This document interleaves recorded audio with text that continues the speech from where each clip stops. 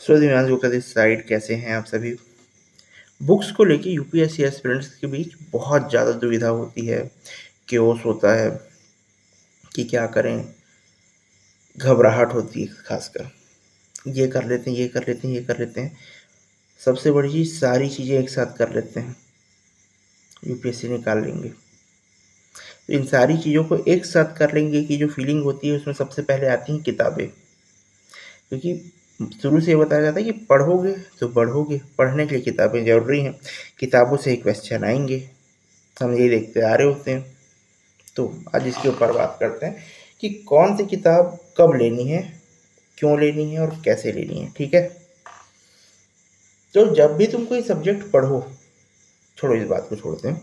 बहुत सारे लोग को रहता है कि पहले एनसीईआरटी के ऊपर बात करते हैं। ठीक है, अपन एनसीईआरटी पढ़ रहे हैं लेकिन क्वेश्चन नहीं लग रहे, दिव्यांश भी क्वेश्चन नहीं लग रहे। तो सबसे पहले एनसीईआरटी को अपना बेस बनाने के लिए पढ़ो, सिर्फ पढ़ने के लिए पढ़ो, सीखने के लिए पढ़ो, समझने के लिए पढ़ो। और सबसे बड़ी चीज़, पढ़ने की हैबिट बनाने के लिए करो। क्योंकि हम आजकल क्या कर रहे हैं, फ़ोन से देख ले रहे हैं। उससे पहले कि हम क्या करते थे, वो कुंजी आती है, अंकित अनुशीलन, प्रतियोगिता दर्पण नहीं, प्रबोध, परीक्षा बोध, नवबोध, स्कूल में हम ये पढ़ रहे हैं। तो इससे होता क्या है, हम तो सरल कर ले रहे हैं चीज़ों को, हम रट्टाफाई कर ले रहे हैं, है ना। तो बुक पढ़ने की आदत डालो। NCERT is equal to book पढ़ना, इंटरेस्ट डेवलप होना, डिसिप्लिन में लाना अपने आप को, इसलिए एनसीईआरटी पढ़ी जाती है। उसके बाद जब तुम कोई कोचिंग कर रहे हो, तो जब टीचर पढ़ा लेना 80%, या जब टीचर बोले तब लोग कोई बुक, और जो टीचर बोले वही बुक लो। ठीक है, तुम टॉपर को देखते हो, सारी की सारी मार्केट की किताबें ले आते हो। हर एस्पिरेंट यही करता है भाई, सारी की सारी किताबें एक बार में। और जब इतनी सारी किताबें आसपास होती है ना, तो क्या होता है, मैं तुमको अपना खुद एक्सपीरियंस बता रहा हूँ, सभी एस्पिरेंट का बोझ आ जाता है दिमाग में, ये सब करना है, कैसे करूँगा, नहीं कर पाया तो ये चीज़ें। तो एक एक करके बुक ख़त्म करते जाओ, जो सब्जेक्ट पढ़ रहे हो उसके साथ साथ अब उसके हिसाब से बुक ख़त्म करते जाओ। कैसे, सब्जेक्ट पढ़ लिए, नया सब्जेक्ट शुरू हुआ है, तो उसके बीच में ना जो ट्रांजिशनल पीरियड है, या एक बुक को ट्रांजिशनल जोन बना के रखो। जब तक नया सब्जेक्ट 10-15 दिन की क्लासेस नहीं हो जाती हैं, और शुरुआत के सब्जेक्ट से के आधे से लेके इधर 10-15 दिन उस बुक को पढ़ो, ख़त्म करो, समझो। तो पुराने चीज़ का बैकअप बने रहेगा दिमाग में, चीज़ बुक से तुम कनेक्ट कर पाओगे, रिलेट कर पाओगे। सामने जब तुम नए सब्जेक्ट में जा रहे हो, तो तुम्हारा दिमाग एक्टिवेट है, तुम्हारे दिमाग को मालूम है कि कैसे पढ़ना है, कैसे करना है चीज़ों को। ठीक है, थोड़ा सा आज का जो वीडियो है हैवी लग सकता है कुछ लोगों को, लेकिन ये रियलिटी है कि एक टॉपर टॉपर क्यों है, और जो एस्पिरेंट फेल हो रहा है फेल क्यों हो रहा है, ये भी एक रीज़न है। ठीक है, अब तुम बोलोगे भैया अभी फेल हुआ, अभी मैं फेल हुआ मेरे भाई बहनों, लेकिन मैं काउंसलिंग किया हूँ, मोर देन 250 लोगों को समझाया हूँ यूपीएससी के लिए क्या करना है, कैसे करना है। तो उनका एक्सपीरियंस और मेरा एक्सपीरियंस जुड़ गया है। तो मैं तुमको इतने सारे लोगों का एक्सपीरियंस बता रहा हूँ कि तुमको करना क्या है। ये तो एक बात की बुक कब लेनी है, और पढ़नी कैसे है। पढ़नी कैसे है, टीचर बताएगा वो ठीक है, टॉपर बताएंगे वो ठीक है, उसको सुनना है, समझना है, लेकिन बुक को अपने हिसाब से पढ़ना है। जो तुम एनसीईआरटी से डिसिप्लिन समझ सीख के आए हो ना, और टीचर से जो इन्फॉर्मेशन और जो नॉलेज लेके आए हो कि बुक को पढ़ना कैसे है, इन सब चीज़ों को तुमको खुद को ना, खुद का एक तरीका बनाना होगा, जो तुम्हारा तरीका है उसमें ढालना होगा, उसके बाद तुम पढ़ पाओगे। क्योंकि अगर मैं कुछ बता दिया वो तो मेरा तरीका है, सामने वाला कुछ बता दिया वो तो उसका तरीका है, तुम्हारा थोड़ी ना हो। और हर किसी के समझने का तरीका अलग होता है, ये सबसे बड़ी चीज़ है। तो उसको अपने हिसाब से बुक को पढ़ो।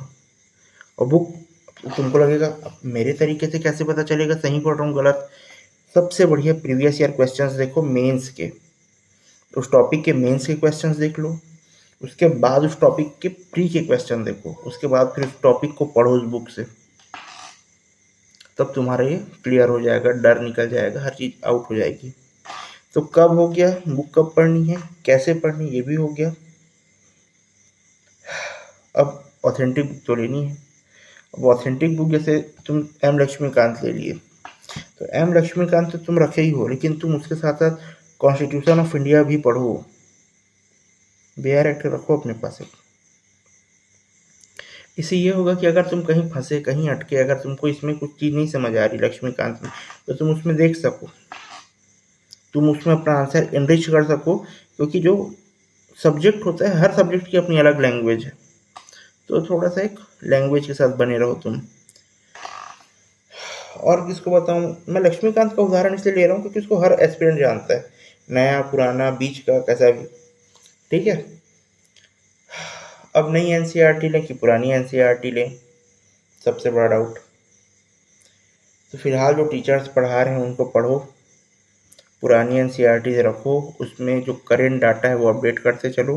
मधुरिमा लेकिन बहुत अच्छी एनसीईआरटी, 9th क्लास की I think, art and culture की बहुत अच्छी एनसीईआरटी है, वो पढ़ना जरूर से पढ़ना उसको, ठीक है। और इंडियन ज्योग्राफी के लिए पुरानी वाली 9th क्लास की एनसीईआरटी पढ़ना, उसके बाद 11th की पढ़ना, इस चीज़ को बता रहा हूँ, इसको कोई नहीं बताएगा। तुम 11th की एनसीईआरटी पढ़ लो, नहीं 9th की एक बार पढ़ लो इंडियन ज्योग्राफी की, उसके बाद फिर 11th की पढ़ना, ठीक है।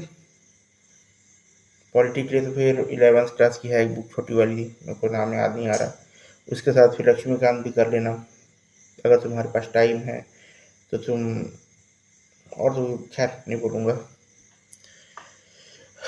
ये सब तो हुआ बुक की बात। तुमको कौन आगे बढ़ाएगा? तुम्हारे खुद के नोट्स, तुम्हारे प्रीवियस ईयर क्वेश्चन पेपर जो तुमने सॉल्व किए हैं, जो तुमने समझा है। और बुक्स में ये नहीं कि नई बुक एकदम बुक को नई जैसे रखनी, गोद डालो पूरा बुक में, जैसे समझ आ रहा है वैसे, रंग बिरंगा समझ आता है तो वैसे, अंडरलाइन करके आता है तो वैसे।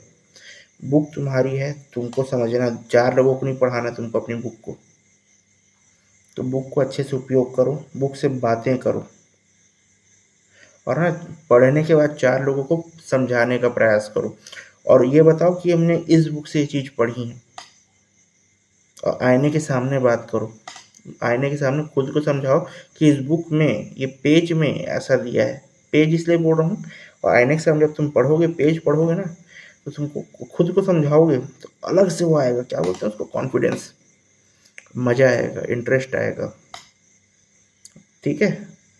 और अगर कोई डाउट हो तो आप पूछ सकते हैं किसी भी टाइप का, और अगर वीडियो अच्छी लग रही है तो प्लीज़ चैनल सब्सक्राइब करें, अगर लगे कि शेयर करने लायक है वीडियो तो शेयर भी करें।